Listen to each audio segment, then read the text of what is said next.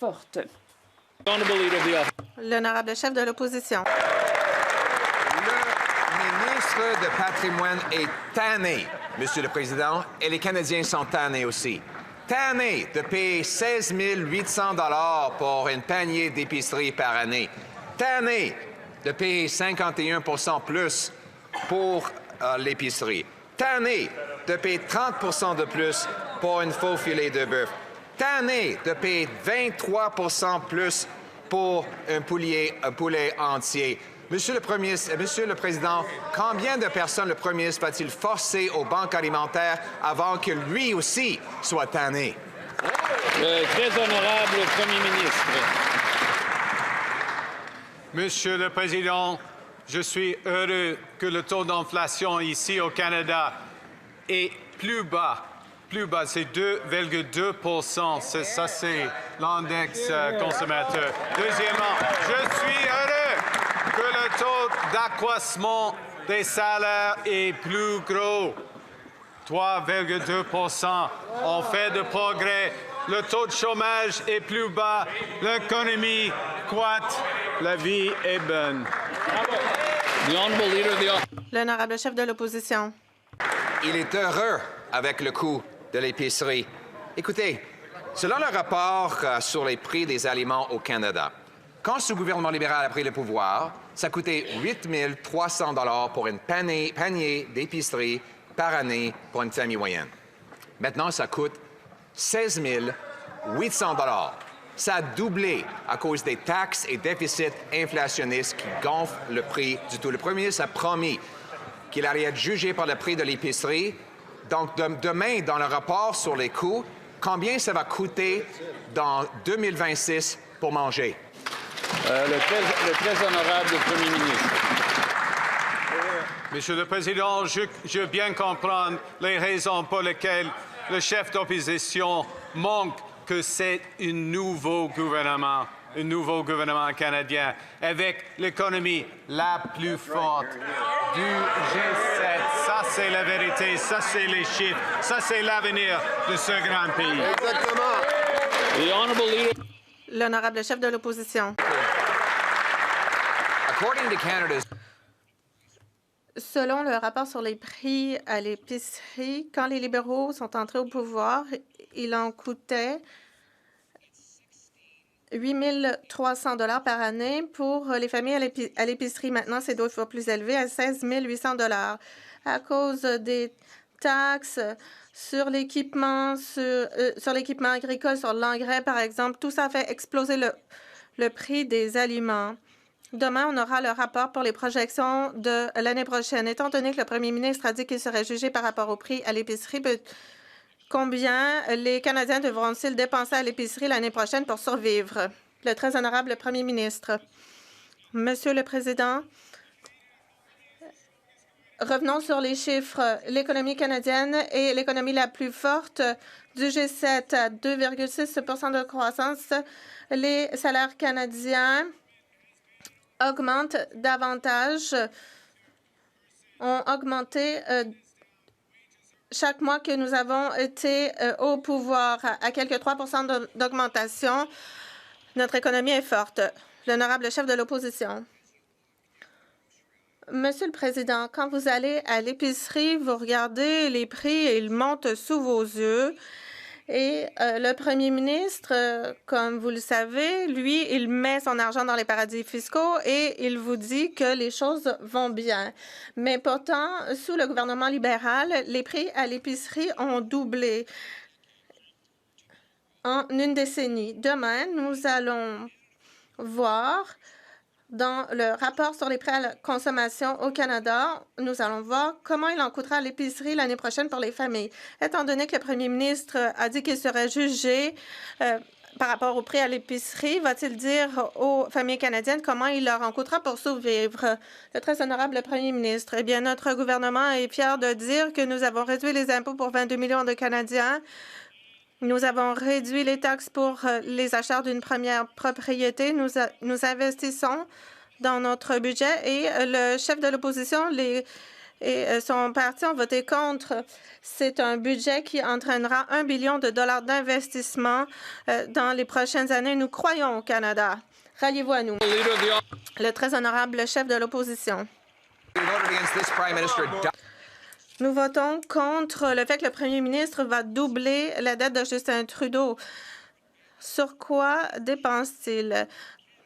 Sur le renflouement d'entreprises qui envoient des emplois hors du Canada. Le premier ministre avait dit vouloir conclure des ententes et pourtant les gens perdent leur emploi à Algoma, par exemple. Et on apprend que le gouvernement a donné 400 millions de dollars aux dirigeants de cette entreprise sans obtenir des garanties d'emploi. Comment le gouvernement a-t-il pu être si incompétent en versant 400 millions de dollars à cette entreprise sans qu'il ait de garantie que les emplois demeureraient au Canada? Le très honorable premier ministre. Monsieur le Président, les temps sont durs à Sault-Sainte-Marie. Mais, je cite le PDG de Algoma.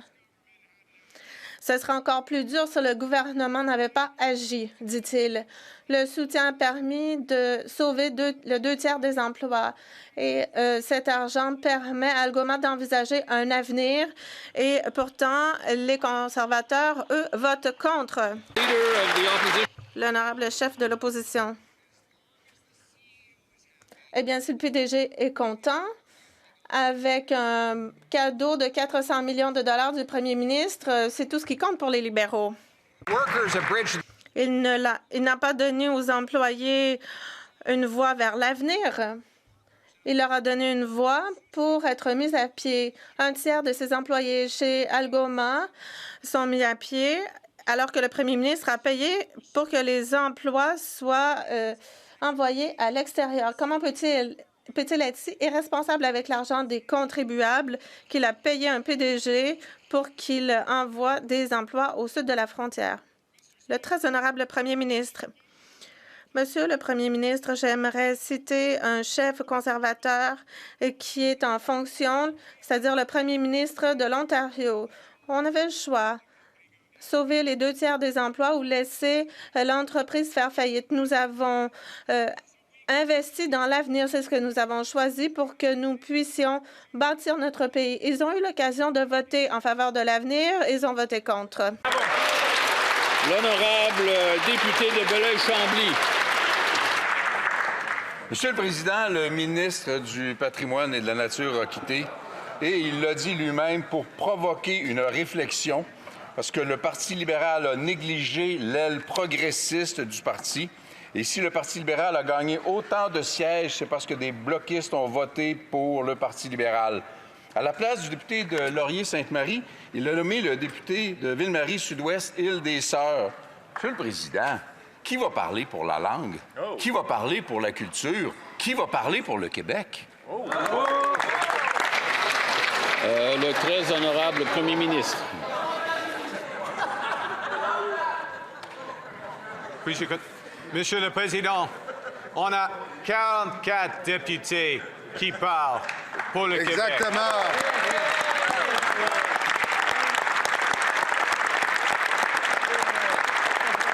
Et Monsieur le Président, étant Premier ministre, étant anglophone, je vais protéger la langue française. Je vais protéger la culture québécoise.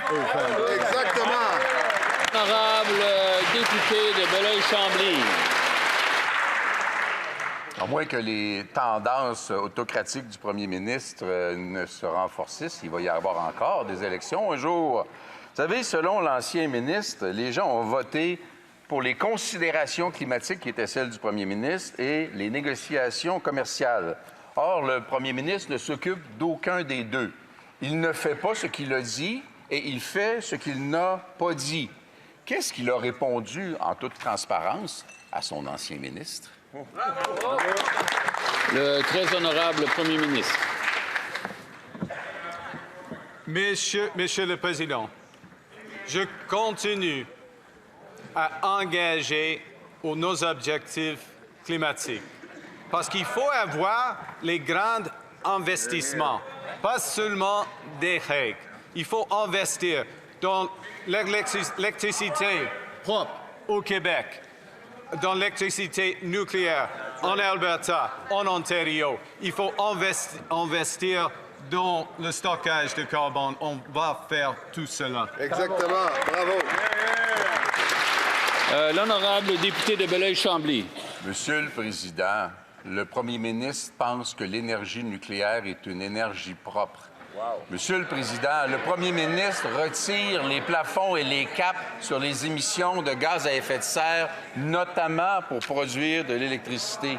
L'ancien ministre a également dit « Si tu perds l'appui de ton électorat, c'est très dur d'aller le rechercher. » Pour son propre bien, est-ce que le premier ministre va renoncer à son agenda pétrolier, restaurer son agenda climatique et s'intéresser au Québec? Très honorable Premier ministre. Monsieur le Président, on va renforcer notre agenda climatique. On vient de commencer d'investir dans le secteur. Par exemple, maintenant, dans le budget, il y a 4 milliards de dollars pour Hydro-Québec, pour l'électricité propre, avec les impôts d'investissement, les crédits d'impôt d'investissement. C'est le début d'un grand projet de l'énergie propre. L'honorable chef de l'opposition. Liberals love to Les libéraux aiment bien aider les grandes entreprises, leur donner des cadeaux alors qu'elles envoient les emplois à l'extérieur du pays. Le gouvernement aurait promis 15 milliards de dollars ou 1 000 $ pour tous les ménages du Canada à Stellantis, alors que les gens ne peuvent pas se payer l'épicerie. Les investissements fuient le pays tellement rapidement, c'est dur de suivre. The honourable member knows that that's offside. The honourable member knows.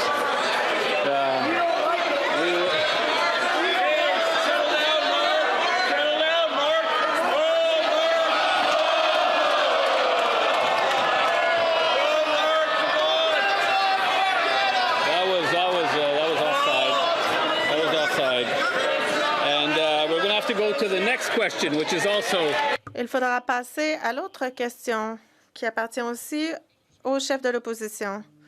Monsieur le Président, le premier ministre se fâche et il s'en va.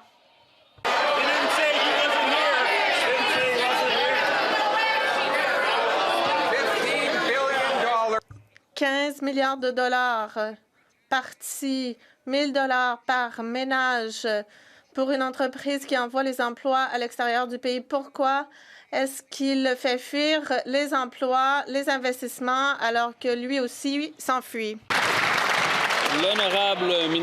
L'honorable ministre des Finances. Nous n'allons retenir aucune leçon des conservateurs. Jamais, pas aujourd'hui, pas demain. De notre côté, tous les députés, tous les membres de notre caucus se battent pour le Canada, pour les travailleurs. Nous nous battons pour construire un Canada fort. Nous devrions tous nous rallier pour aider nos travailleurs. Nous n'avons pas besoin de cette politique des conservateurs. Il faut bâtir un Canada fort. Moi, je crois au Canada.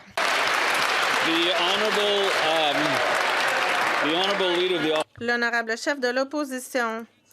Le premier ministre ne peut pas défendre les travailleurs s'il ne peut pas se défendre à la Chambre des communes lui-même. Et le ministre des Finances a lui-même signé cette... Je n'ai pas entendu le début de la question. J'aimerais bien qu'il recommence. Il a perdu une question, mais j'aimerais bien qu'il recommence celle-ci. Le premier ministre ne peut pas défendre les travailleurs s'il ne peut pas se défendre lui-même en répondant à mes questions. Le ministre des Finances n'a pas défendu les travailleurs, lui non plus. Il a signé une entente avec une belle boucle, comme un cadeau de 15 milliards de dollars à Stellantis. Ça équivaut à 1 000 $ par ménage au Canada. Et tout ça fait qu'on envoie des emplois aux États-Unis.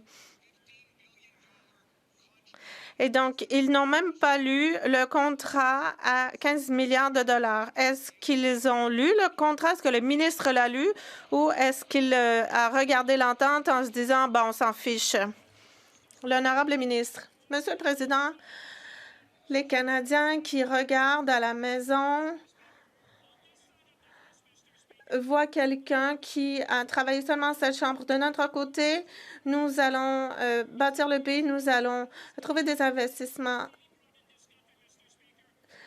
Quelle est la dernière entente qu'il a pu conclure pour notre pays? De notre côté de la Chambre, nous allons toujours défendre les travailleurs. Nous allons construire l'économie la plus forte du G7 parce que nous croyons au Canada et nous allons nous battre à tous les jours pour le Canada. L'honorable chef de l'opposition. Bon, le premier ministre va se placer sous la protection des témoins parce qu'il ne peut pas répondre à des questions concernant les dépenses de son gouvernement à hauteur de 15 milliards de dollars qui sont attribués à une entreprise qui maintenant envoie des emplois au sud de la frontière. Et le gouvernement cache le contrat. Hier, on a appris de la part de l'entreprise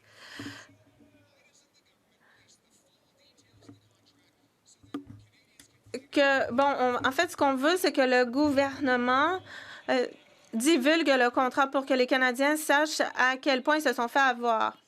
La ministre, 3 choses. Le député de Windsor-Tecumseh devrait dire si elle est d'accord avec son chef concernant les travailleurs de Stellantis.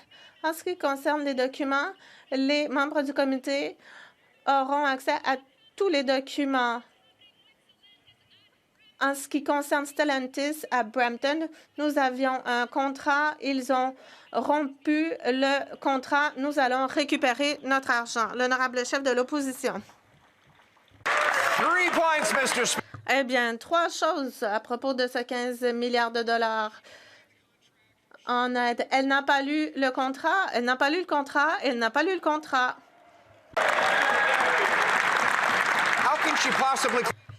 Comment peut-elle prétendre qu'elle obtiendra, qu'elle récupérera l'argent parce qu'elle n'a pas lu le contrat? Elle l'a admis qu'elle ne l'avait pas lu. Alors, ma question à son intention.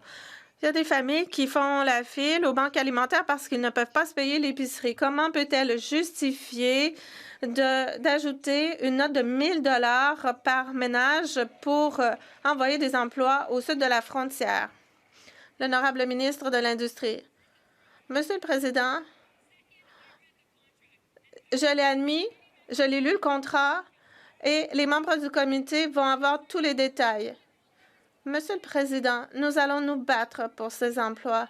Nous savons que les travailleurs sont touchés dans le secteur de l'automobile, dans le secteur de l'acier et sont affectés par les droits de douane injustifiés provenant des États-Unis. Nous allons nous assurer de nous battre pour chaque emploi, Monsieur le Président. L'honorable chef de l'opposition.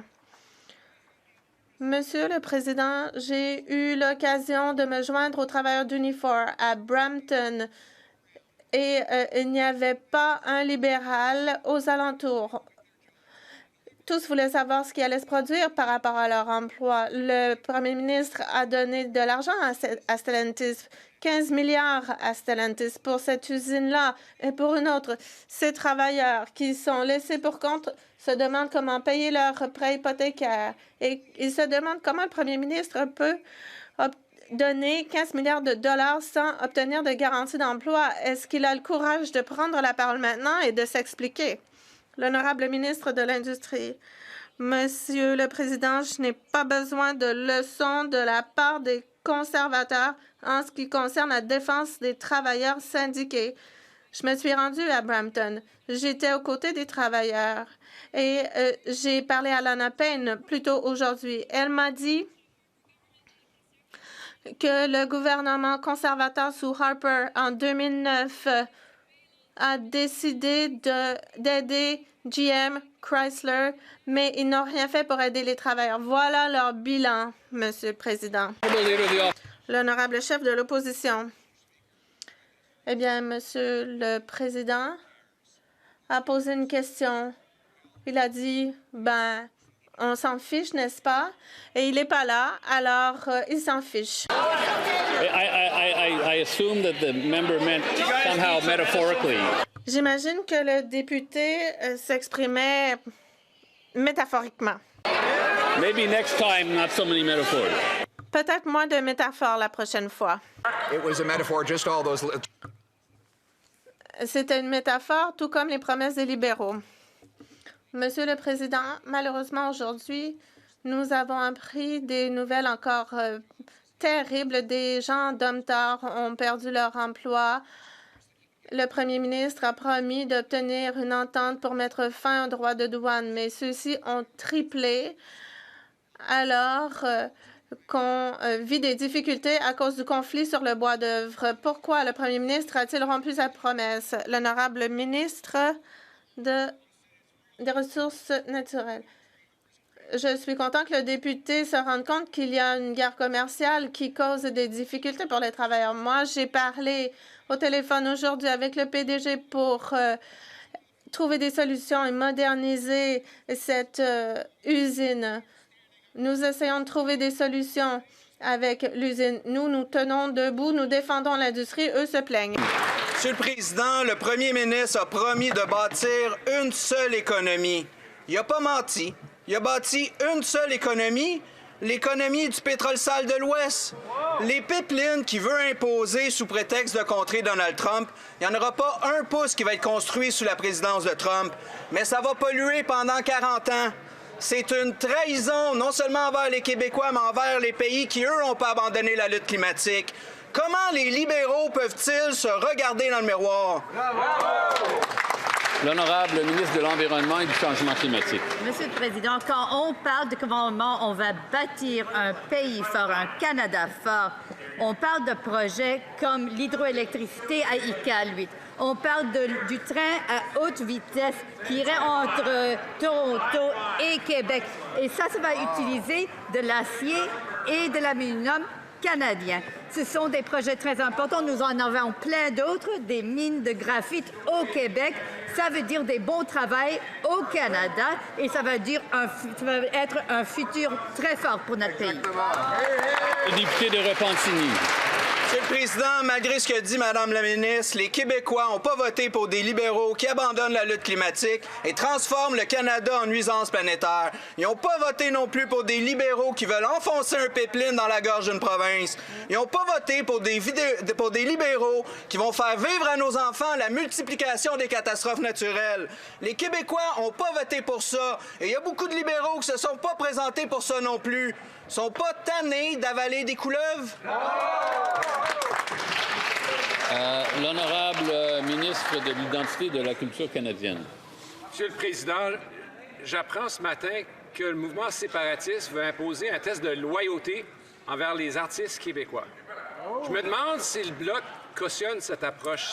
Ce serait peut-être surprenant parce qu'ils n'ont demandé strictement rien dans le dernier exercice budgétaire pour le domaine culturel.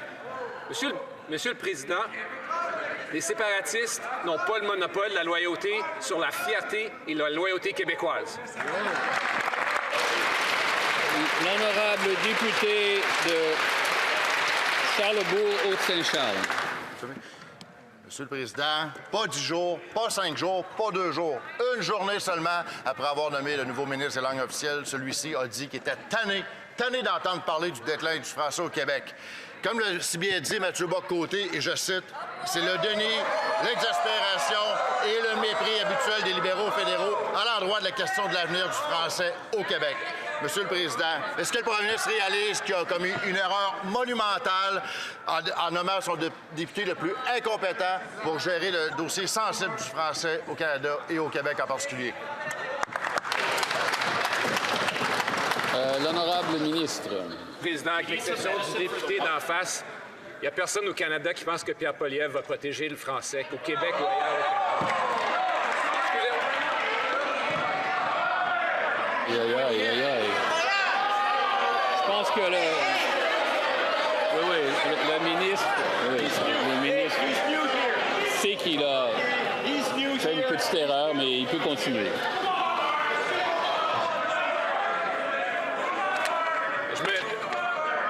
Je me détracte, Monsieur le Président, disons ceci. Je suis sûr que le député de Carleton, cette année, va défendre le français mieux que le député de Carleton l'année dernière. L'honorable député de Charlebourg-Haute-Saint-Charles. C'est que le chef de l'opposition n'aurait jamais nommé une gouverneure générale unilingue anglophone. Bravo! Mais ça, on le sait, Monsieur le Président, on est tanné de ce côté ici de la Chambre également, chez les conservateurs. Tanné d'avoir des anciens ministres de Justin Trudeau. Tanné d'avoir des ministres qui ont brisé le système d'immigration au Canada. Tanné d'avoir un ministre qui ne reconnaît pas le déclin du français. Tanné d'avoir un ministre qui ne se préoccupe pas de la culture québécoise. Monsieur le Président, quand est-ce que le premier ministre, lui aussi, va être tanné de ce ministre-là? Bravo! Le leader du gouvernement à la Chambre. Monsieur le Président, je les comprends d'être tannés après 10 ans de l'autre bord de la Chambre. Ils doivent être tannés de voter contre les soins dentaires. Ils doivent être tannés de voter contre des lois sur les langues officielles. Ils doivent être tannés de voter contre l'énergie renouvelable au Québec. Ils doivent être très tannés de perdre avec 3 chefs différents et bientôt un 4e, Monsieur le Président.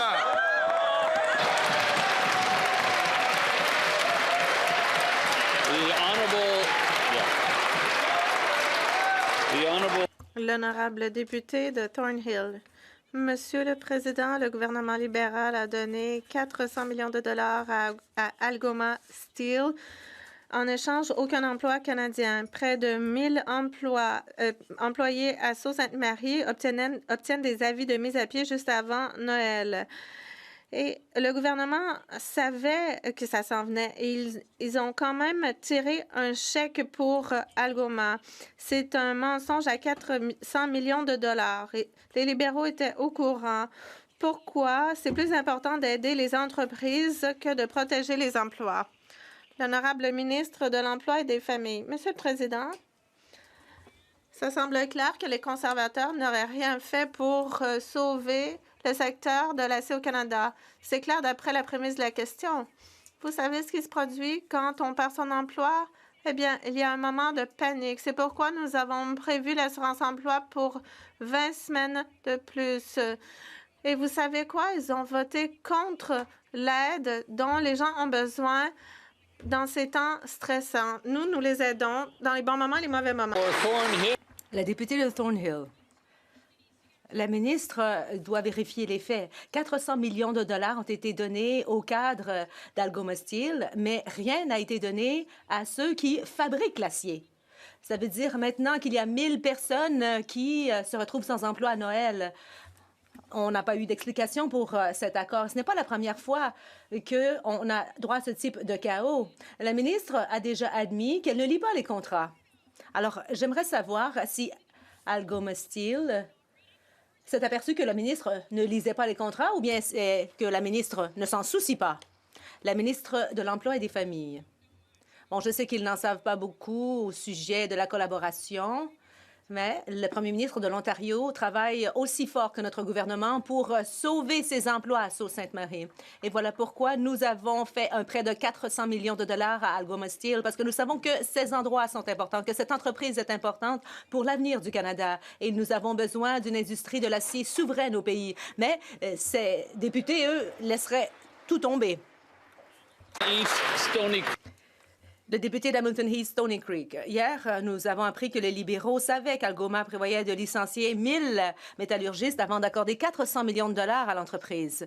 Le premier ministre disait donc vrai, il ne se soucie pas vraiment de protéger les emplois canadiens. Mais savez-vous qui s'en soucie? Les conservateurs s'en soucient. Tout comme les milliers d'ouvriers qui se couchent tous les soirs et se demandent s'ils auront encore un emploi le lendemain. Comment se fait-il qu'avec les libéraux, on garantit une aide aux entreprises, mais on ne garantit rien pour les travailleurs? La ministre de l'Industrie. Mon collègue parle d'aider les entreprises, mais en fait, les travailleurs valent chaque dollar dépensé. Et c'est exactement pourquoi nous avons décidé avec les conservateurs de l'Ontario, avec le gouvernement de Doug Ford, d'appuyer l'entreprise qui faisait face à une menace existentielle. L'entreprise n'allait pas bien et nous savions que nous devions l'aider. Nous avons décidé de faire cet investissement et nous savons que l'avenir peut être meilleur parce que nous travaillons sur deux fronts. Nous avons un plan pour la défense et l'infrastructure, pour l'acier, entre autres. De Terrebonne. Monsieur le Président, cet été, les Canadiens d'un océan à l'autre ont encouragé la jeune sensation du tennis originaire de Burlington en Ontario, Victoria Mboko, lors de sa victoire à l'Omnium Banque Nationale. Le secrétaire d'État au sport peut-il expliquer en quoi cet accomplissement inspirant reflète la croissance du Canada en tant que nation sportive et l'importance de rendre le tennis et tous les sports accessibles à tous? Bonne question. Secrétaire d'État au sport. Président, absolument, Monsieur le Président, et merci le député de Terrebonne pour cette excellente question. La victoire extraordinaire de la fierté de Burlington, Victoria Mboko à notre Omnium Banque Nationale nous rappelle à quel point il est essentiel de rendre le sport accessible à tous les Canadiens et Canadiennes. C'est pourquoi notre gouvernement défend le sport comme un projet d'intérêt national. Victoria prouve que lorsque nous investissons dans le sport, le Canada gagne. Nous allons bâtir un système sportif fort qui fait la fierté de notre nation.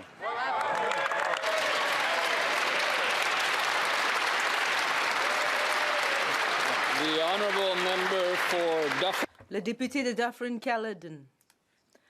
Alors, regardons les faits relativement au contrat de Stellantis. Premièrement, la ministre de l'Industrie n'a pas eu le contrat.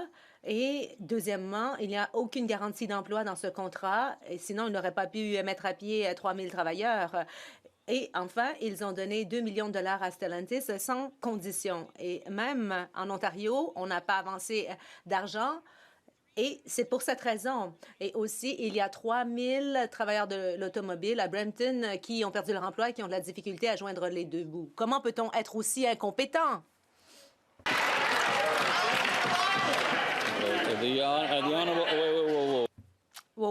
Un instant. Soyons prudents. On fait attention aux propos qui sont dits. Il y a des enfants qui nous écoutent à la maison.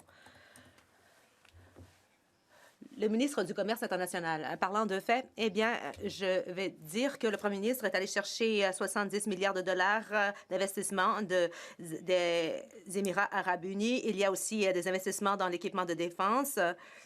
Et il y a quelques semaines, la Malaisie a signé un accord pour aller chercher de l'énergie au Canada. Le député de Dufferin-Caledon, cette réponse est incroyable. On a affaire à une ministre qui n'a pas eu de contrat. Et le ministre est ensuite devenu le ministre des Finances. Il n'y a aucune garantie d'emploi pour les travailleurs de Brampton. Il n'y en a pas. 3 000 travailleurs ont perdu leur emploi tout juste à la veille de Noël et ils vont aller chercher leur chèque de chômage. Il est question de contrats pour d'autres domaines, mais on ne fait rien pour retrouver les emplois perdus. Moi, j'ai rencontré ces travailleurs licenciés. Ils veulent travailler dans l'usine, ils veulent retrouver leur travail. Qu'est-ce qui va être fait pour que ces travailleurs retrouvent leur emploi? Le ministre de la Défense nationale. Monsieur le Président, voici ce qui est croyable. 37 922 emplois ont été sécurisés grâce à 15 contrats d'acquisition au pays. 98 milliards de dollars d'investissement dans le secteur de la défense. L'opposition devrait arrêter d'être aussi négative, essayer de découvrir comment être utile, appuyer le secteur de la défense, appuyer la stratégie industrielle de défense et travailler pour l'avenir. La députée de Carlton Trail, Eagle Creek, après avoir reçu l'ordre de remettre leur accord de subvention d'1 milliard de dollars avec Stellantis, et ce, sans censure, les libéraux ont refusé. Les hauts fonctionnaires rejetant la responsabilité sur Stellantis. Ils ont dit, Stellantis a indiqué que tout ce qu'elle a fait était nécessaire. Mais maintenant, Stellantis a déclaré publiquement qu'elle n'avait jamais demandé à ce que les documents soient censurés. Alors, est-ce que le ministre de l'Industrie va nous dire pourquoi ces fonctionnaires ont menti au comité et aux Canadiens?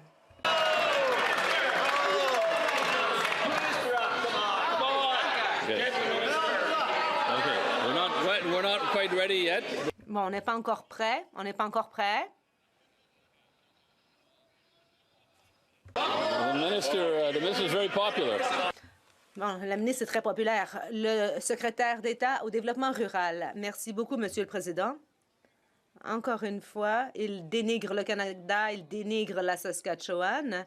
Et le chef de l'opposition, lui, crie haut et fort à partir de son siège et de sa circonscription, mais nous travaillons très fort pour aller chercher des débouchés dans ce monde en évolution. Les hommes et les femmes de ce côté de la Chambre nous aidons à gagner cette bataille.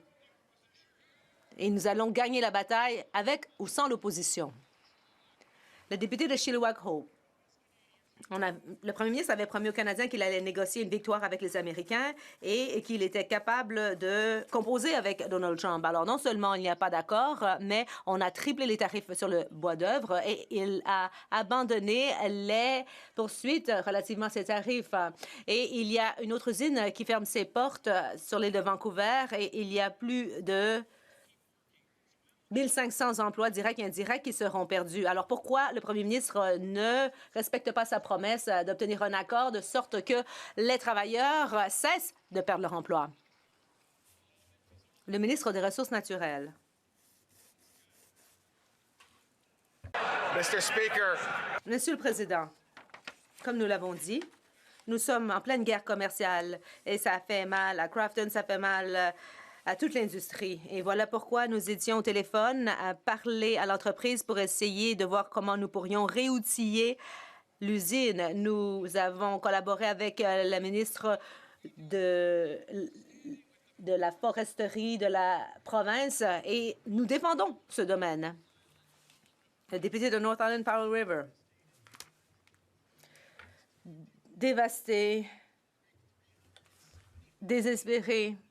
Voilà ce que ressentent les Canadiens après avoir perdu leur emploi à l'usine Crofton. Ils sont déjà aux prises avec l'inflation élevée et puis ils ont été assénés par cette nouvelle terrible. Le premier ministre avait promis des débouchés pour nos besoins, mais depuis, les tarifs sur le bois d'œuvre ont triplé.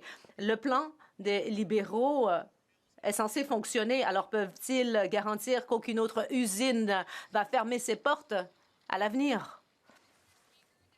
Monsieur le Président, ce député conservateur doit prendre un peu de recul et se calmer.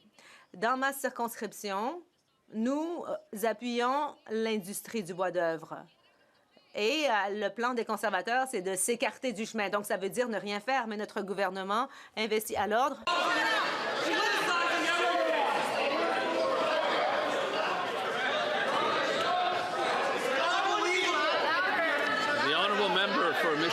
Le député de Mission Matsqui, Abbotsford. Non. Pas du début, mais la députée peut poursuivre. Nous allons voir. Okay. The honorable... La secrétaire d'État. Monsieur le Président, dans ma circonscription des Squamish-Saanich-Sooke et sur l'île de Vancouver, nous savons que le gouvernement appuie l'industrie du bois d'œuvre et les travailleurs, mais eux, les conservateurs, ne feraient rien. Leur plan, c'est de s'écarter du chemin. Mais nous offrons un véritable soutien. For Nanaimo Ladysmith. La députée de Nanaimo Ladysmith. Monsieur le Président, 350 travailleurs de l'usine de Crofton perdent leur emploi 10 jours avant Noël. Et ajouté à cela 150 emplois perdus chez Maïnus, 165 autres à 100 Mile House. Et ce n'est pas tout. Tout cela parce que les libéraux n'ont pas respecté leur promesse de conclure un accord. Et lorsque le premier ministre a été interrogé sur l'enlisement des négociations, il a dit « Qui s'en soucie? » Mais vous savez, ceux qui ont perdu leur emploi hier s'en soucient. Leurs familles savent que c'est un enjeu de l'heure. Comment est-ce qu'on peut faire confiance au premier ministre d'en arriver à un accord sur le bois d'œuvre? La ministre des Anciens combattants. Monsieur le Président, L'industrie du bois d'œuvre, c'est extrêmement important en Colombie-Britannique et nous voulons défendre les intérêts des travailleurs et nous sommes solidaires des 350 travailleurs qui ont perdu leur emploi. Nous connaissons l'importance de cette industrie. Notre gouvernement va investir dans cette industrie pour les appuyer. Le député de Ponoka-Didsbury. Monsieur le Président, ce matin, l'ancien ministre radical de l'Environnement et cascadeur de Greenpeace a déclaré « Je doute sincèrement que le nouveau pipeline soit un jour construit. » En tant que chef du caucus libéral qui vise à garder nos ressources dans le sol, il n'a cessé de jeter un froid sur le projet. Il a dit qu'il n'y avait ni projet, ni tracé, ni consensus, ni promoteur du secteur privé. Mais le premier ministre ne veut pas l'admettre. Mais en fait, le moratoire sur les pétroliers va faire en sorte que le projet devienne impossible. Est-ce qu'on va lever le moratoire ou est-ce que le projet de pipeline n'est en fait qu'un rêve? Le ministre des Ressources naturelles. Monsieur le Président, le député d'en face a parlé avec la première ministre de l'Alberta et elle est très enthousiaste et sait que nous pouvons travailler ensemble. Au lieu de dénigrer le Canada, nous pouvons travailler ensemble pour développer le pays de façon responsable sur le plan de l'environnement et en collaboration avec les Autochtones. Voilà comment on se dote d'un Canada fort. Le député de Ponoka-Didsbury. Le premier ministre n'est pas sérieux au sujet de la construction de pipeline. Son ancien ministre a dit que l'accord avec l'Alberta ne constituait pas une approbation de pipeline. Et il sait qu'avec les lois qui ont été adoptées récemment, c'est impossible et inaudible pour l'interprète. Behind a tanker ban that blocks Canadian resources from getting to market and will block any future projects. Les pétroliers américains, eux, peuvent continuer de naviguer sur les mêmes eaux canadiennes. Quand est-ce que le premier ministre va admettre que la dernière décennie libérale a été un échec et pourquoi ne pas abroger toutes les lois stupides de Trudeau qui ont éliminé des emplois?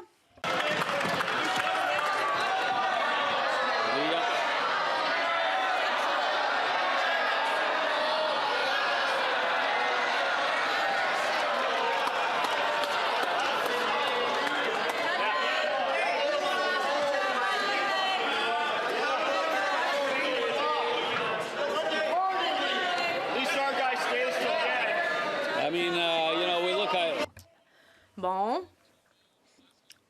Il va y avoir 2 votes. Ça va prendre un peu de temps. Et j'imaginais que les députés voudraient terminer la période des questions à temps. Le leader en chambre. Merci, Monsieur le Président. Bon, j'écoute les députés de l'Alberta et ça nous donne une idée de ce en quoi consiste le fait d'être vraiment découragé parce que le premier ministre du Canada et la première ministre de l'Alberta ont apposé leur signature à un document solennel qui va faire quoi? Qui va permettre des débouchés d'envergure en génération électrique, en séquestration du carbone, en le développement des ressources et pour faire du Canada une superpuissance énergétique, que ce soit de l'énergie classique ou renouvelable. Ils sont vraiment découragés. Le premier ministre a exclu les chefs autochtones des négociations avec l'Alberta et le premier ministre a fait fi de toutes les questions posées par les Premières Nations de l'Alberta. Le premier ministre a perdu la confiance des Premières Nations, des investisseurs, des Colombo-Britanniques et des Colombo-Britanniens. Et va-t-il s'engager à lancer le pipeline aujourd'hui ou bien est-ce que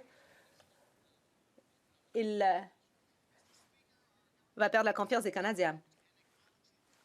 Monsieur le Président, nous continuons de respecter le travail important que nos chefs autochtones réalisent partout au pays. Notre premier ministre a écouté les parties prenantes toute la semaine. Il a participé à des réunions. Moi-même, j'étais membre du Conseil des jeunes et un ancien chef régional et je sais à quel point il y a beaucoup de travail qui est abattu. Il y a différents débats qui sont tenus. Notre gouvernement écoute et nous avons hâte de développer notre pays avec les Premières Nations.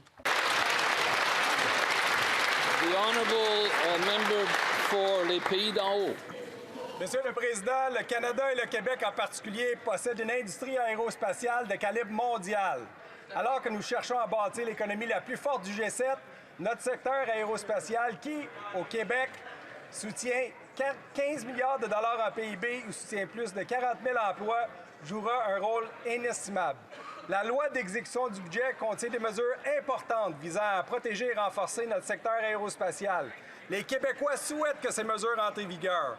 Le ministre des Finances pourrait-il rappeler à ceux qui bloquent et retardent la loi du budget comment ils nuisent au secteur aérospatial québécois? Bonne question. Honorable ministre des Finances. Monsieur le Président, effectivement, le budget 2025 est rempli de bonnes nouvelles. Regardez le sourire des conservateurs. Monsieur le Président, notre budget envoie un signal clair que l'industrie aérospatiale est un atout stratégique national pour le Canada, Monsieur le Président.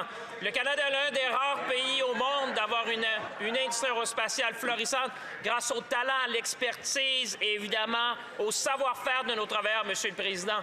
Dans le budget de 2025, on fait des investissements générationnels dans la défense qui vont appuyer l'industrie de l'aérospatiale. Mais coup de théâtre, Monsieur le Président, le Bloc qui se dit québécois va voter contre les intérêts du Québec dans le budget, Monsieur le Président. C'est une honte et un affront.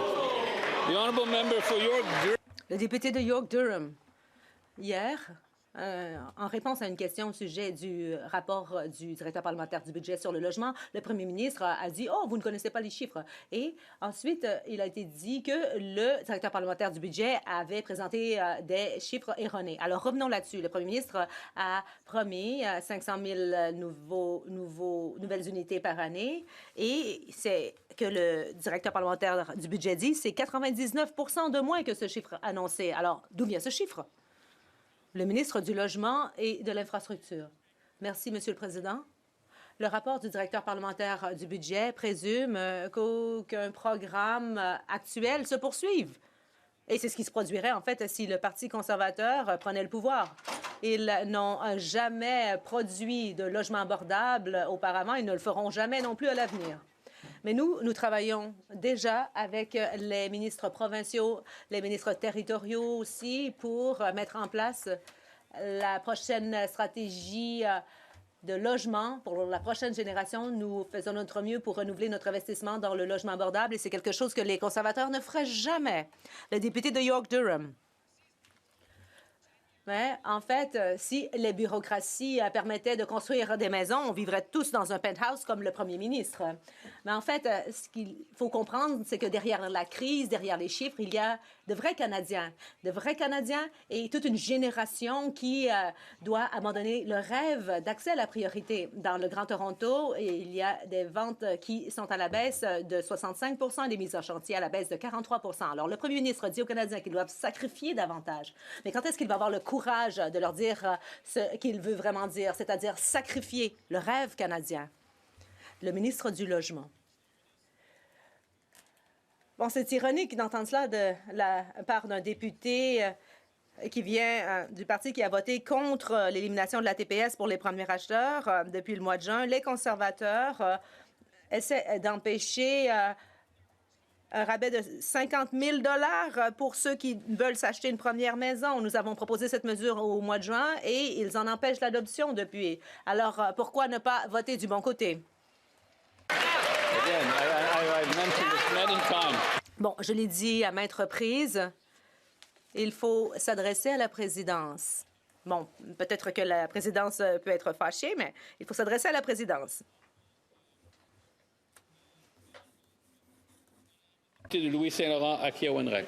Merci beaucoup, Monsieur le Président. Monsieur le Président, il y a 10 ans, tous les Canadiens avaient accès à un logement abordable. Le rêve d'être propriétaire de maison existait. Après 10 ans d'action inefficace de ce gouvernement libéral, le loyer a doublé et actuellement, on n'est pas capable d'avoir accès à la propriété. Ce rêve-là s'est effrité. Mais voilà qu'ils ont inventé une nouvelle patente. Ça s'appelle Maison Canada. Le directeur parlementaire du budget était cinglant. Maison Canada, l'objectif, c'est 250 000 logements. La réalité, selon le directeur du budget, 25 000. 10 fois moins. C'est ça le résultat, Monsieur le Président. Pourquoi le gouvernement est très fort quand vient le temps de construire? La bureaucratie.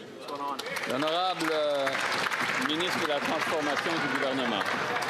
Merci, Monsieur le Président. Il y a 10 ans, il n'y a pas un organisme qui œuvre en logement qui n'a pas poussé un soupir de soulagement de voir que la décennie conservatrice de Stephen Harper prenait enfin fin alors qu'ils ont complètement négligé, se sont complètement désengagés en matière de logement abordable. À preuve, son propre chef a présidé à la construction de seulement 6 logements abordables, Monsieur le Président. C'est exceptionnel de les voir, les députés du Québec, avec leur vision tellement jovialiste de leur propre parti. Ils font fi de la réalité. De ce côté-ci de la Chambre, on a investi des montants historiques en logement abordable. Et le directeur parlementaire du budget, Monsieur le Président, ne prend pas en compte la poursuite des programmes. L'honorable député de Dorval-Lachine-Lasalle. Mr. Speaker, yes. Monsieur le Président, hier, après des semaines de retard conservateur, le Comité de la justice a enfin repris ses travaux sur la loi sur la lutte contre la haine. Et les travaux se poursuivront jeudi. Mais, Monsieur le Président, veilleront-ils à ce que la réforme du régime de la mise en liberté sous caution soit adoptée avant Noël? Le ministre pourrait-il parler de l'importance de poursuivre ces travaux pour que les Canadiens puissent voir ces réformes importantes mises en place? La secrétaire d'État à la lutte à la criminalité. Les Canadiens sont clairs. Ils veulent être mieux protégés contre la haine qui ne cesse de s'accroître. Et après des semaines de tactiques pour retarder les travaux en comité, je suis ravie que les conservateurs ont décidé d'aller de l'avant et nous allons reprendre les travaux jeudi. Mais s'agissant de la réforme du régime de mise en liberté sous caution, les conservateurs sont hypocrites. Notre projet de loi va faire en sorte que les peines seront plus dures pour les criminels et nous allons mettre fin à la mise en liberté sous caution pour les délinquants endurcis et à l'ordre. À l'ordre. Le député de Beauce. Si je travaillais fort, je pourrais m'acheter une maison et avoir un bel endroit pour élever ma famille. Aujourd'hui, est-ce que je peux promettre la même chose à mes filles, Monsieur le Président? Non, Monsieur le Président. Lors des 10 dernières années, les libéraux ont doublé le coût des maisons et des logements. Pour régler le problème, les libéraux font quoi? Ils créent une nouvelle bureaucratie avec Maisons Canada. Des logements au coût de 3,2 millions la porte. Très, très impressionnant, Monsieur le Président. Est-ce que le ministre du Logement peut se lever aujourd'hui et avouer que son programme est un échec total, oui ou non? L'honorable ministre de la Transformation du gouvernement. Merci, Monsieur le Président. L'échec total, c'est les conservateurs qui ont voté contre un budget qui prévoit des investissements historiques en logement, qui prévoit une baisse d'impôts pour 22 millions de Canadiens, qui prévoit une baisse de la taxe sur les nouvelles maisons pour les premiers acheteurs, Monsieur le Président. C'est ça l'échec total et il est clairement de ce côté-là de la Chambre. Merci, Monsieur le Président. Le député de Vancouver-Kingsway. Monsieur le Président, le gouvernement fédéral dit aux Canadiens qu'ils doivent faire des sacrifices alors qu'il y a une crise dans le secteur de l'emploi. Il n'y a pas d'argent pour financer les accords en matière d'assurance santé et médicaments, plutôt. Mais on a appris qu'ils ont donné de l'argent à Algoma Steel alors que l'entreprise allait couper des milliers d'emplois et ils le savaient. Il y a aussi Stellantis qui a reçu beaucoup d'argent et 3 000 emplois ont été perdus. Pourquoi avoir accordé un demi-milliard de dollars à des entreprises qui viennent d'éliminer 4 000 emplois?